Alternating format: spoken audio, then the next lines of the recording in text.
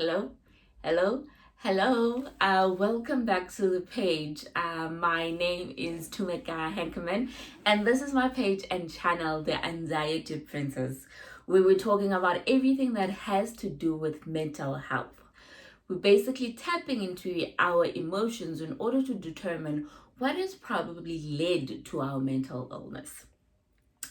I just want to say to the new people, the new followers, new likes, new subscribers, welcome. You all welcome to the Mental Health Nation. Thank you for following my page, and to my existing supporters, thank you so much for keeping up to date with what's happening on the page, for viewing the videos. I do feel like I'm not talking to myself because there's people that are viewing the videos. And to the new people, I hope you will basically relate to everything that we're talking about here. While you may not have any mental health issues, you can also take away tools in order to help someone you love who is actually suffering from mental illness. So before I get to the video for this week, which I think will be quite short, it's been a very rough week for me emotionally, as you would have seen from a status that I posted a couple of days ago. Like, I have been quite struggling with the second wave of COVID, and the number of rest in peace I've seen in my timeline, in my personal account, it's scaring me it's scaring me quite bad, because it is starting to hit quite close to home, because it's people that I know that have passed on. And the sad, the sad part about this is our parents are burying us. Like, our parents are burying breadwinners, or a family could easily bury 3-4 people in one go. It's so scary. So emotionally, I haven't been okay, I will not lie.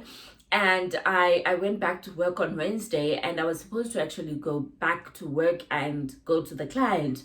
But luckily, I don't know if it's luck or what, but luckily, we still decided to work remotely. So I'm still at home, but it's just a matter of, if you go to the shops and you come back, I always count the days, and I'm like, what if I caught it at the shops?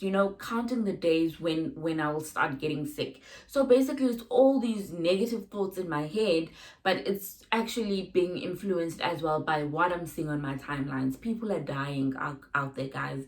Like, if you don't take COVID seriously now, I don't know what more you need in order for you to take it seriously. It is serious. You need to stay safe. You need to ensure you protect other people. You may not be scared of it, but the people who you stay with are probably scared of it. So you go out there being careless, and you bring it home to people who are actually scared of it.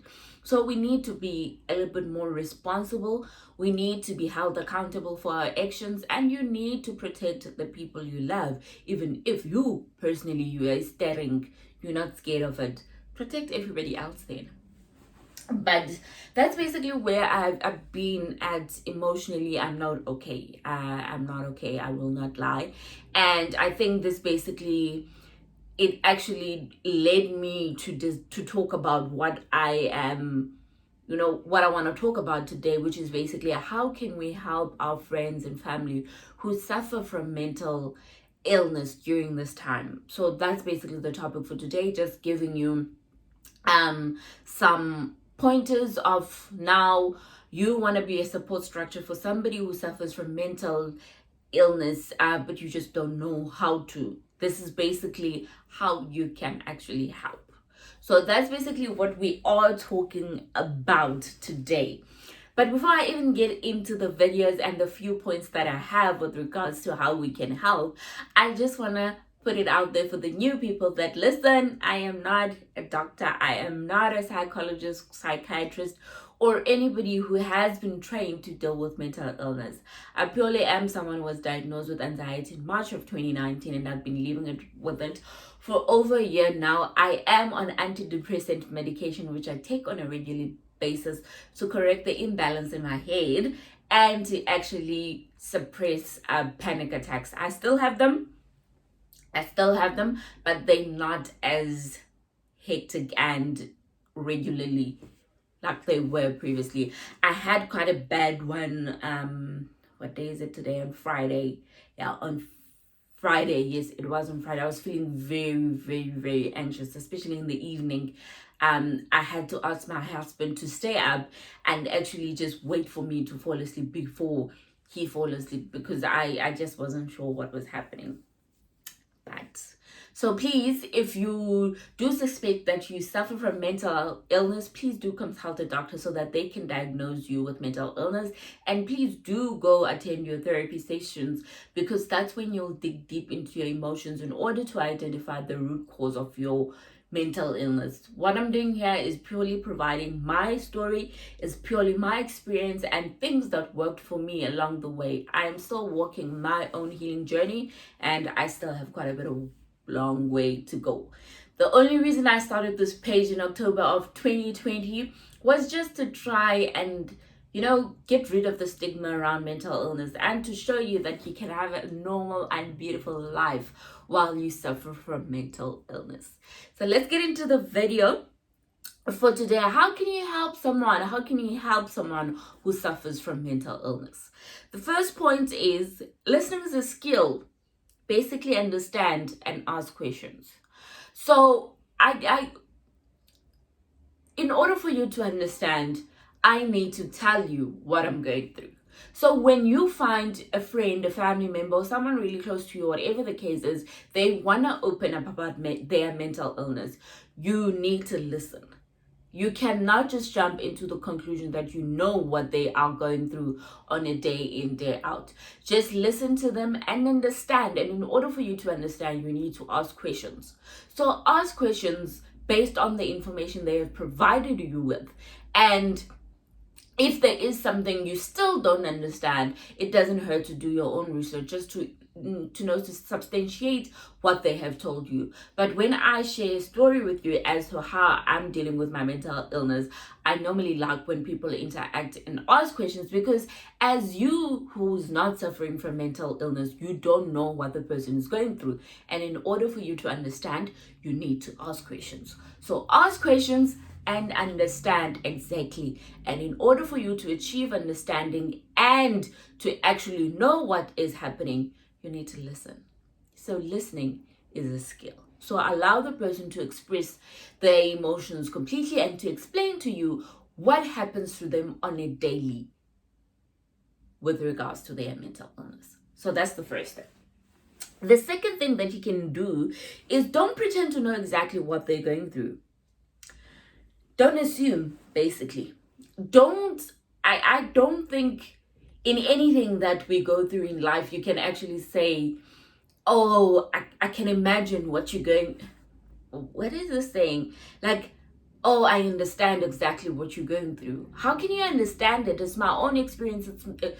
It's my own path. I'm the one who's suffering from mental illness. You not. So how can you understand what I'm going through, kind of thing. So, and the second thing, don't assume.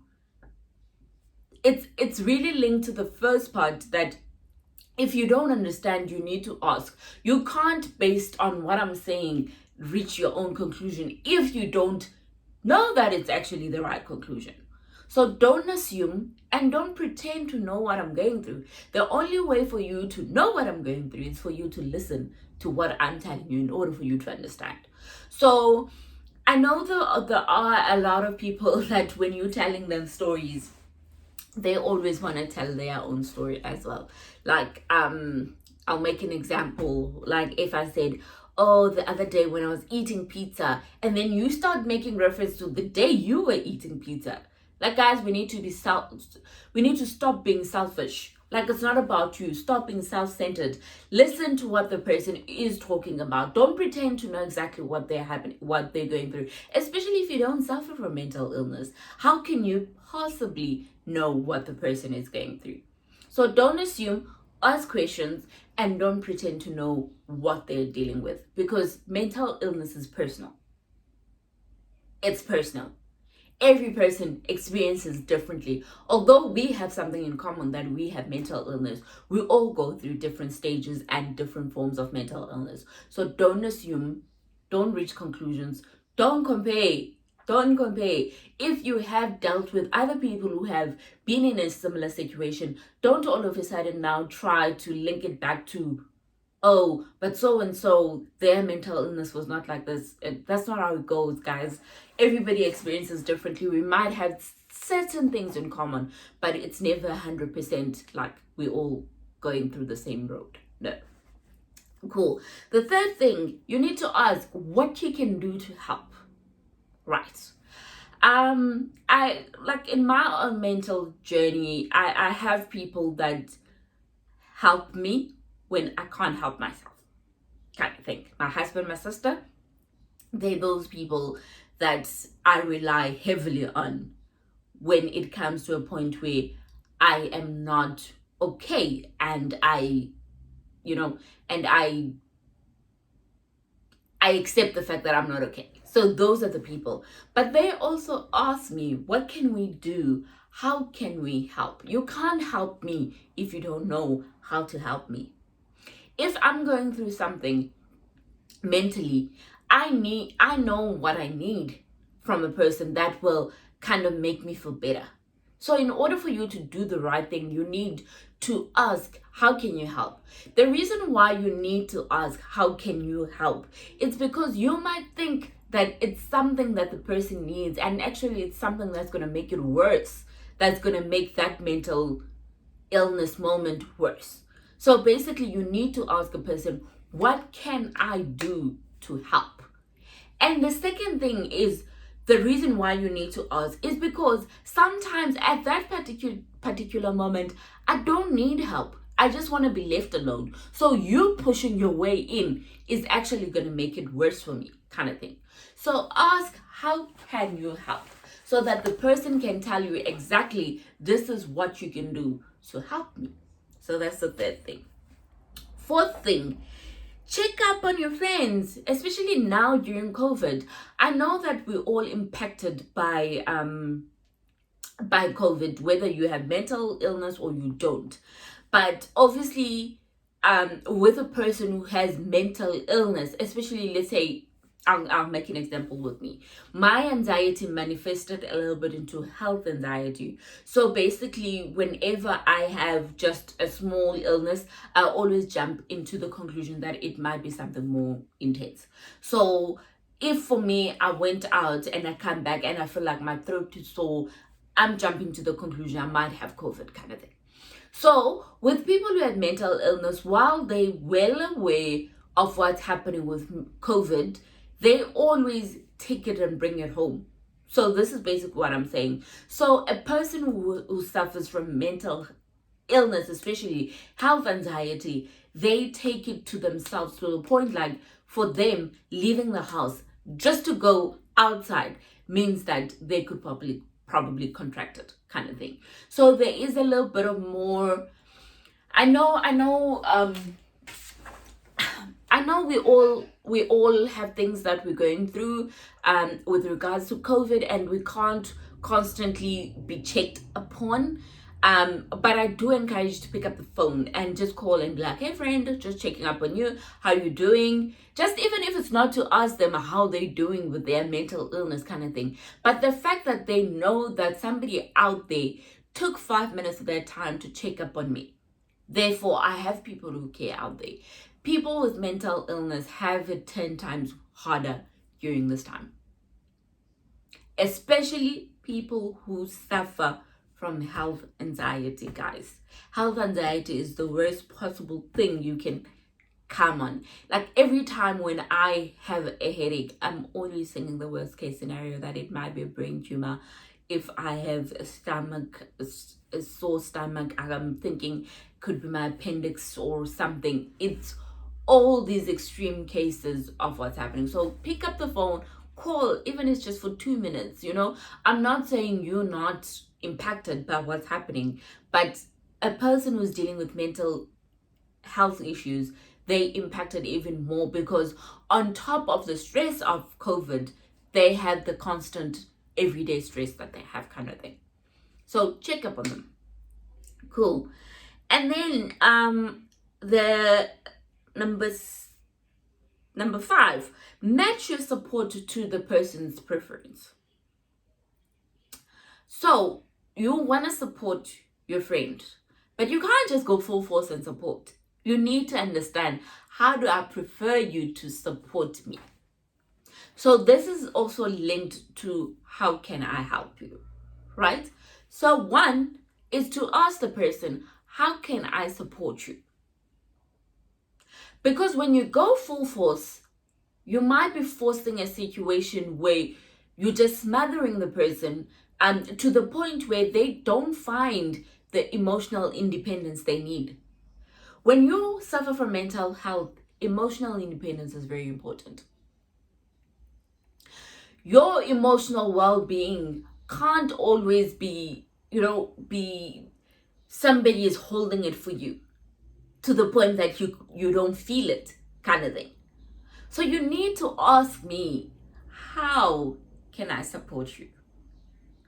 And the second thing, the reason why that is the case is because sometimes emotions that come with mental illness requires a person to isolate themselves.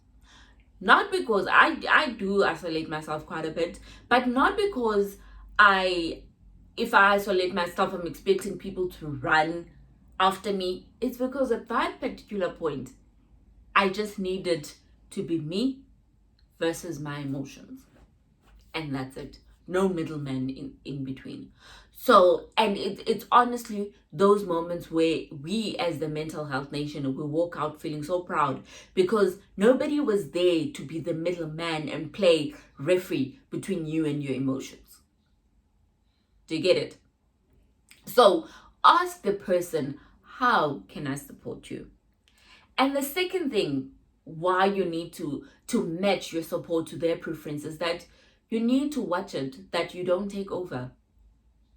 All of a sudden now it's about you and how you think this person needs to manage their mental health. At the end of the day, I'm responsible for how I'm walking this journey.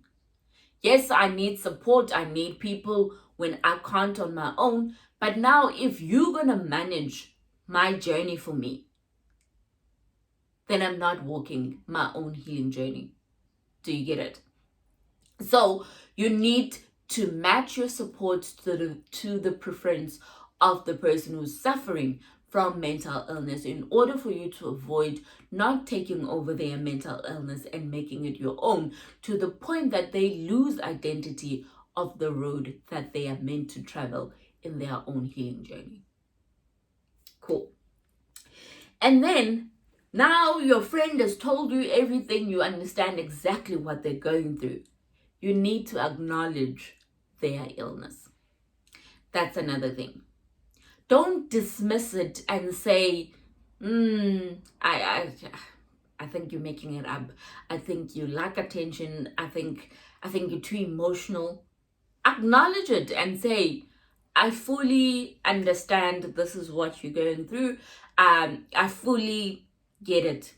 I understand what it is that I understand what it is that you're going through based on what you just told me.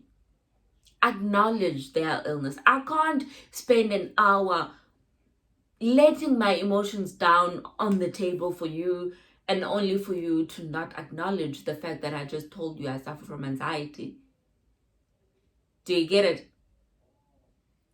So basically, you need to acknowledge the person's illness. Don't dismiss it. I think if you, after all the information you've gotten, you're going to dismiss it, I honestly think you should just keep quiet and say, okay. I don't think anybody has a right to dismiss someone who's saying, I'm depressed, I am bipolar, I have anxiety, I have OCD, all forms of mental illness. You have no right. You have no right to determine whether I'm making it up or not. It's not your own, it's mine. So acknowledge it. If you're not going to acknowledge it, don't dismiss it.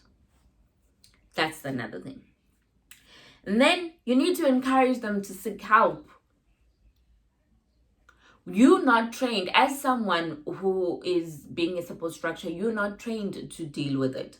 So obviously you need to take it upon yourself to at least try and say, okay, friend, based on what you told me the other day, I went and did a little bit of research, and this is what I think you should do. You should go to therapy, and there's this method called CBT. I think you should go for yoga, meditation, and things like that. Obviously, you're not forcing it, but if somebody hasn't been through the journey of finding support or resources for themselves, you can say, friend, this is what I found. My cousin, my sister, whatever the case is, this is what I've found to be resources for people who are in your position. Like, maybe you need to try one of them or whatever the case is, but encourage them to seek help. Because when you encourage them to seek help, you're almost like normalizing it. You're making it normal that there's a whole other nation out there that's basically going through something similar that you're going through. So because of that, there has been resources that has been put in place for people going through what you're going through. So I need you to be strategic about how, when you find these resources, you bring into the attention of the people. Don't force it down their throats. Just tell them, this is what I could find. Maybe you should seek one of these. And don't tell them, I think meditation is better because of this. Just give them the resources and they make a decision of what works for them. Like I said in my video last week, that running and exercising and those things were not good for me. So if somebody had come and forced that down my throat, I would have been annoyed. But I was told it's one of the resources, and I made the decision that it's not good for me. So that's another one. The other one is you need to encourage mindful activities as opposed to triggering activities. So what I mean by this is that, like, let's say for instance, actually a lot of mental illness, like let me say, I'm gonna make an example. Like most mental illness, drinking alcohol makes it worse. Do you get it? And now you as a support structure, you can't go and tell the person, now go drink, kind of thing, because that's gonna trigger their mental illness. So you supporting things like a walk, things like going to the park, things like going to the movies. Those are the things that generally work because they take the mind off what the person is going through. So you need to know what activities actually trigger, anxiety. Like for instance, with me, because I suffer from, like, everything for me is a danger. You can't take me bungee jumping. You can't expect me to fly out of an aeroplane. Like things like that, do you get me? I can't be in that situation because for me, those things poses a danger, which is death. So you need to find things that work. And I feel so bad about this because I know that my husband loves adventurous things like that. But unfortunately, I can't do those things with him because for me, those things poses a threat and a danger to my life. So I can't. So do you get me? Like, you need to find mindfulness activities, whether it is going out for lunch, but you can't tell me, like, now you're going to say, friend, let's go on a spree of drinking. No, that doesn't work. Friend, let's go hiking in the mountain. No, that doesn't work. So try and find and understand what activities can a person with mental illness engage in that will not pose a trigger to them, but however will actually improve their mental well-being. Yeah, that's the word. Cool. The second last thing you can do is be patient and not judgmental. Don't be judgmental. Be patient. It takes a while for a person with mental illness to actually open up due to the stigma that has been placed around mental illness. So when they're not ready to seek help, or when they're not ready to open up, you need to be patient. Don't be judgmental and be like, ugh, she likes drama. Like, why isn't she talking? Because we've asked her to talk. I'm not ready. Like, my mental illness isn't ready to open up. So you need to be patient. Don't say, if I say to you, oh, I suffer from anxiety, and then I leave it there and I don't want to explain any further what happens to me on the daily. Don't push me. You need to be patient. When the time is right, I will open up about it. And don't be judgmental when I do open up. When I do open up about it, don't be judgmental. So you need to give a person time. And honestly, guys, I can't emphasize this enough. If you know that you're dealing with someone who has mental illness, if I tell you I have anxiety but I'm not ready to open up about it, why don't you just go and read a little bit about it and do some research in order for you to understand? I feel as though if you read everything and you know that it comes with people not wanting to open up, then you'll be more accommodating to the fact that I don't want to open up now. If I've told you but I haven't explained it further, there's so many resources you can look up to find all the information that you need in order for you to understand. Don't only leverage on the information that I'm going to give you in order to make the decision of whether you're going to support me or not. And once you do your own research, I think the judgment phase will kind of lapse away. Because at least then you understand that, oh, they are like that. They don't want to talk about it until they're ready to open up. So education is key. Go and teach yourself as well about mental illness. It doesn't need to come from a person who's dealing with mental illness. It's a human, and it's the only decent human thing you can do, to just go and educate yourself without the person. Imagine how much more meaningful the conversation is going to be, and how much more you're going to find it easy to understand. So do that. The last thing is, if you can't help them, leave them alone. Guys, stop adding yourself as an additional burden on the person who has mental illness if you're not willing to support them. If you don't believe them, if you're judging them, if you don't want to support them, leave them alone. Like, just leave their life. Just the fact that they will know there's one less person in my life, they will appreciate that, because it takes so much time and effort for us to maintain relationships, because we have a little room, just a small room, when our mental illness is giving us a break. So if my mental illness in a day of 24 hours is giving me an hour, and the rest of the 23 hours is consumed by it, then I need to spend that hour wisely. And I'd rather spend that hour with people that actually care about me. Do you get it? So if I've told you all the information that you need to know, you still don't want to support me, but you still want to stay in my life, now you're going to take 10 minutes out of my little hour, whereas there are other people that are worth deserving of it. So I've told you everything. Just say, friend, I possibly don't think I can support you through this. Then I know I can't rely on you. And it's fine. It's not a reflection on you as well, because you could also just not be emotionally stable in order to take on another person's emotions. And that's it. Nobody is going to judge you about it. It's just that you're not ready for that much burden to be on you. So you'd rather be honest and say, friend, I don't know if I can, if I can support you through this. It sounds intense. It sounds like something I'm not really stable to deal with. And I, as a friend, I will understand. As opposed to you just being selfish enough to keep me in your life because when you need me, I must jump.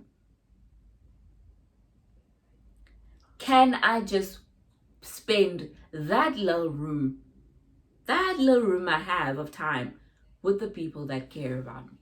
So don't be selfish. Don't be selfish. Okay. So, I only jotted down about 10 things, and I think the most important thing, and I had explained the theme for this year, is that we're helping, we're understanding, we becoming support structures. We're not letting people with mental illness deal with this thing on their own. I think the most important thing you can do after you watch this video is pick up the call and be like, friend, sister, cousin, how you doing? How can I help you? Because you know them. It means so much more to a person with mental illness to just know that somebody out there is thinking of me and my mental illness. I'm not saying we like attention, but that's just the way it is. It's just a matter of knowing that people care enough to ask, how am I doing with what I'm going through? It means a lot. So I encourage you to do that. And obviously, I think this topic, it's not what I was going to talk about today, but I think it just came from the fact that a lot of people, I think during this time, they're not emotionally okay. And I'm not emotionally okay. I'm not gonna lie. I'm not emotionally okay with the amount of deaths that are flying in my timeline, to a point where I actually did want to deactivate Facebook. But then I remembered that, oh, the page is linked to my personal account and I've made a commitment about this page. So obviously I can't drop my commitment because, but all I can try to do is I just want to try out a few things this week and just see how my mental illness is going, and if those things will help, and if they do help, I'll share those with you guys. But I am going to try to limit the amount of time that I spend on social media for my own sanity. Yes, and before I say my byes, I remembered that I was supposed to show you guys my vision board, and I actually didn't. It's not the fancy vision board that you normally see. For me, it's just me. I'm not the most creative person. I'm a numbers girl. So I just have like a diagram thingy with my vision board. So my vision board for 2020 is things I want to maintain and new goals that I want to set. So I have family relationships, maintaining those good relationships that I have. Health, which is basically to continue accepting my mental illness. God, to continue building my relationship with God, and to maintain the page, grow and maintain this page. And my marriage, to continue to build it on the foundation of God. So these are things that I wanna, maintain in my life. And then these are the new goals that I've set for myself. It's money. So basically it's just savings towards the end of the year. Career, I want to get a promotion. Family, I want to start a family. And I want to provide for my family more. Page, obviously I want to start my foundation. I want to start seminars, but I don't know with the COVID if that is going to happen, and to start attracting sponsorship for the page. And my health, the most important thing, I want to tap off my meds.